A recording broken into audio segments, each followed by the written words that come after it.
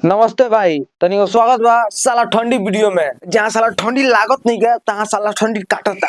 पानी में हाथ डालो तो हाथ सुन, निकाले के सोचबो तो दिमाग सुन, और साला नहाए के सोचबो तो साला आत्मा सुन। साला कितना जान लगता बाग बांचो सूतो बयान परीक्षा दिया बांचो हट सुत। अरे दूध वाला है, दूध वाला दूध ले लो, दूध ले लो, दूध तारा गाँव में आ गए दूध वाला, दूध ले लो, दूध दही हो जाए ना। बड़ा ठंडा का मौसम बा, खट्टा हो जाए ना, बड़ा ठंडा का मौसम बा रे। चलो चलो, बड़ा ठंडा से कोता बाप बा, बड़ा ठंडा लगता हो दादा। आवाज ना हो, ठंडा का मौसम में घर में से निकलवा जान की ना।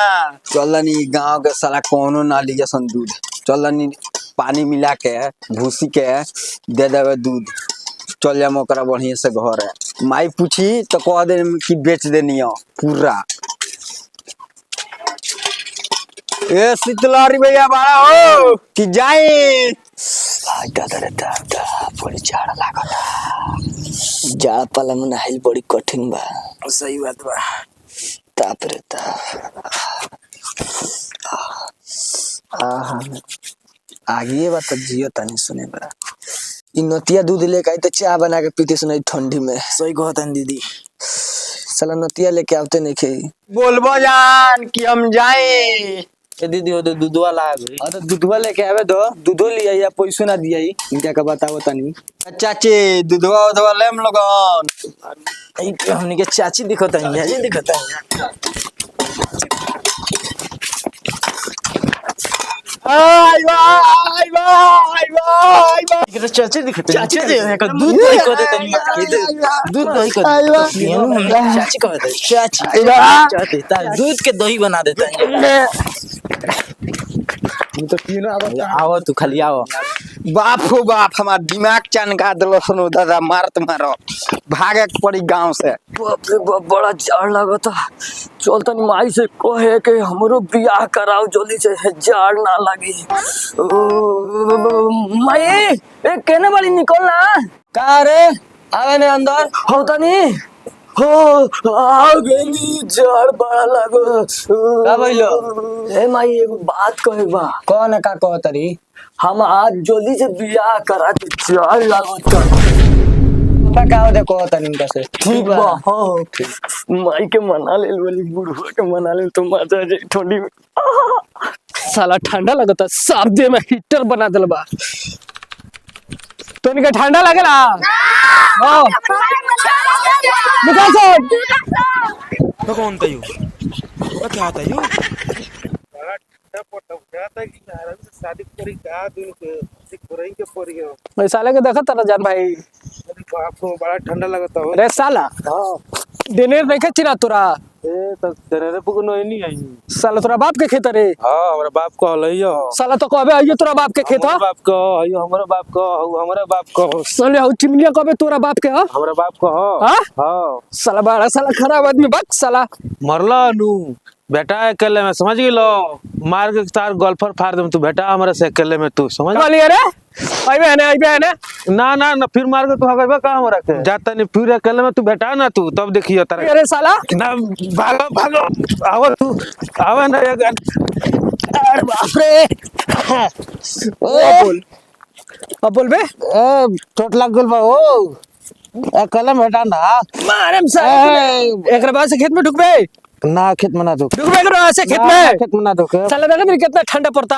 हां त का कर लात भी छिल गेल तो चल गई इधर को साला लात बिछिल गइल गो साले कान फुला दी ना। चल उठ भाग घरे पेलू अबर खबर बोल जइबे ना अब ना बोलम चल है ना जो घर के ना बतूर नहीं जाबा जो भाग बेटा अकेले में तू बेटा फिर अबिन बोलते बड़ी रे ना तू बेटा तू बेटा अकेले में तब तारे को बताओ तनी बनाम खाम ताकत बनाम तब उंगरा को उठा पटके में रखूं 4-6 गो ऐठा मिलले बनी सीख डालेम खाम ताकत बनी तब मारे उंगरा के। साला चेचिस वाला लइका हमरा के मार देलक है, इतना मोट लइका के है एनर्जी खत्म बताबे नु साला मरलक हमरा के। ऐठा मिलले बनी बनाएम खाम तब उंगरा से फरियाम हम। बड़ा ठंडा ऐठा पॉकेट में धरतनी कान बांध ना तो साला भाई ठंडा गाड़ मार दी भागो।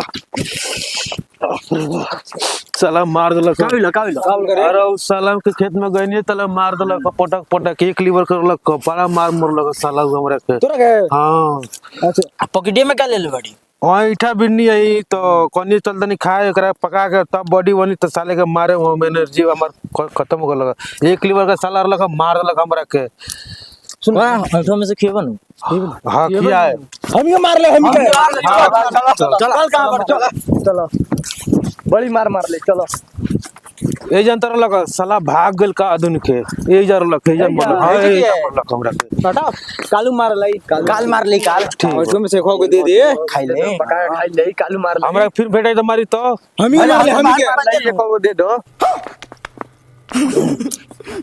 पूरा दे तू हम खा ले ठीक है बाला साला तो इठवा दे नहीं बुझाता कि बिना बेटे कि ना बेटे रे अनावसा ना अरे आवसा ना रे आवसा रे रोए लागो साला ऐठा लगे बागल सोन मार साला ऐठा लगे बागल सोन का कहिलो ऐठवा दस ना भाई तो हम जगह से ऐठवा के जब बिन बेटे बस कि ना बेटे दस ना तनी के बिन बेटे फिर बिन के दे दे ऐठा का तो भाई अपन सोला लियो तू ठीक बाप रे साला के बड़ी खत्म बारे बोल साला लालची बटे साला ई मोटा पर रोत साला बेटे से बेटे से नहीं बिन इतना जाड़ में बिन्नी भले हम पिटाई नहीं तो का मैंने हम अकेले खाएम तो खाए चलते नहीं हम घर पकाए खाए हुंचा हुंचा को कोड़ा तनी पूरा आज चल जाएगा पूरा खेत पटा के घर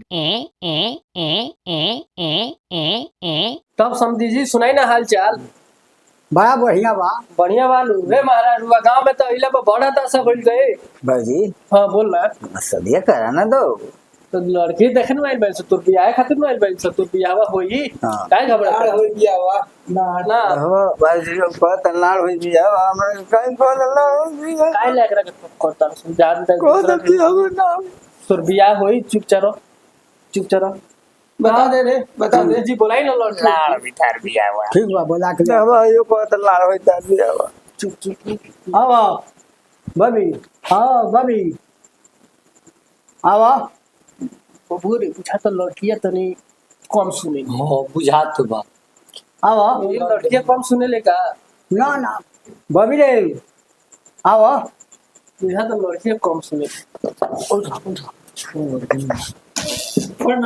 खुश रहो बाजी हाँ बैठ बाबू बैठ बड़ा समझे जी तो कुछ छोड़ दिया ला लड़की के बातचीत हो जाए क्या बात लड़की में बतिया ली बाबू हम कुछ पूछ ली लड़की हाँ का नाम हो पड़ी बबी सावित्री देवी सावित्री देवी की कुमारी ना कुमारी कुमारी बैगन कम गुचर होख ना अब ममहर कहाँ पर लाता है ममर पर लाई जान अपना लड़का के हिसाब से लड़की ठीक दिया हाँ ना तू कहीं कुछ कर ठीक तरह शरीफ बन करो नाम का बतैलू हा सावित्री कुमारी अच्छा वापसी का नाम तारा खेदन जी खदन हाँ ना ठीक है बा बाजी ममहर कहाँ होता है ये ना बताइए नरकटिया बात नरघटिया गंज मामा का नाम बेलगांव अच्छा ना ठीक हो नाम तो ठीक है ठाक बा हर नाम ले ले बबुओ देखो भाभी के अपना बाजी तनी हम बतिया है हाँ बतियाई हा तोहरे खातिर नु ठीक समझी जी लोगों कोनो एतराज नहीं खेलू ना ना हमरा कौन बबी पढ़ले बाड़ू पहला ले पहला ले चलो कोनो बात नहीं खे पढ़ले बाड़ू ठीक बा पहला ले ना पढ़ले ना तो कोनो दिक्कत नहीं खे बबू तन चारवा तनी कपड़ा हम कर बबुआ देख ले देख बबू को आधा पे जागा ना तो इतना तो हुक्म साले को होने दीवार में सिरे लड़की के देख लो चेहरा हटा दो बबू तनी लेकर देख ले बबू बबू मुझे लड़की पसंद भी यार अरे बाप रे बाप अरे बड़ी जोर दी ठीक बा नु अरे वाह दान दहेज तो ना चाहिए तोरा ना चाहिए ना चाहिए ना ना तो अरे कहाँ से खाइबे कमाल किया है तुम्हारे की ठीक है बाबू जी जान तारा घोड़ी चलाएगी घोड़ी चलेबे घोड़ा पे चढ़ा दे मुजोरी ना पहले लड़की से बतिया ले तू तब समझी जी काला तब का दान दे देव के विचार बा बड़ा मेरा बाड़ी है भाइयों दबा उठे गला था तब बाबू जी भाइयों। पकड़ा था मुंडोरी बतियाओ तन तो उठे गला था ये बकलोल से बियाह हम ना करे हम ही बकलोल से बियाह ना कर हम जाता नहीं भाइयों उन तो कहत ये बकलो से बियाह ना करे साले पजिया करत तू साले वो तरह से बियाह सब कर तोर बा ले चला करेगा बाना चिमरा चिमरा हां से ले चला तो ये साला छिनरई को बियाह होता रे तब रहुआ लगन जाई लगन ठीक बा त का करम जब हमरे सौदा साला खराब बा हम का कर सकत है बकलोल साला बकलोल बानी दिमाग से कुछ पागल बानी चल चल अब दूसरा ठेंडा कर ठीक बा समझी हाँ। पढ़ा चल ले अब एकरा बुला के लेके आओ सब भाई वो बानी